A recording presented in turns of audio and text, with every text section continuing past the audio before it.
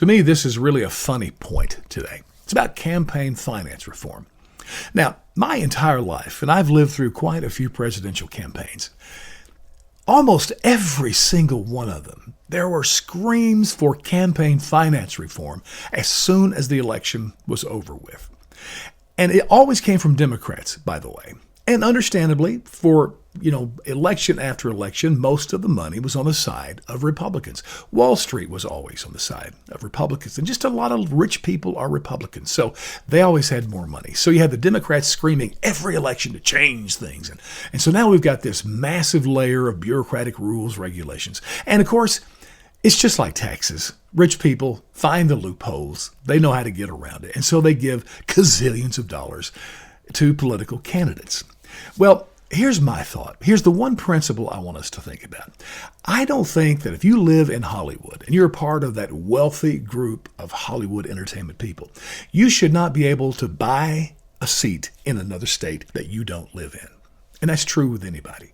I think there should just be a simple rule that says you can only contribute to candidates in your own zip code or in your own state. Now, for president, if you want to give $2 billion to a candidate, I wouldn't limit any of that. Or your local mayor's office. If you want to give $2 billion, go for it. But you should not be able to buy a seat in another area of the country where you don't even live. And if you're rich and have, homes in 10 zip codes, you got to choose one. That's the only rule I would have. Now, the case in point is what happened in South Carolina. You had the incumbent Lindsey Graham, who the left despises.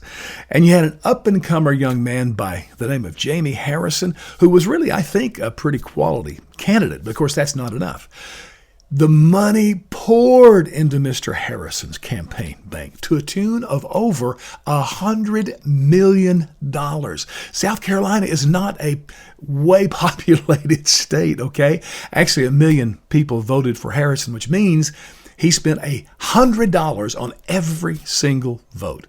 Man, and by the way, my votes can be bought, so the next time there's an election, I'll happily take my ballot, and you rich people contact me, and we can negotiate deals on each particular part, because in most cases, I don't care. I can be bought. But here's the deal. That should never happen, okay? Rich people should not be able to buy any seat unless it's the one in their hometown or their state.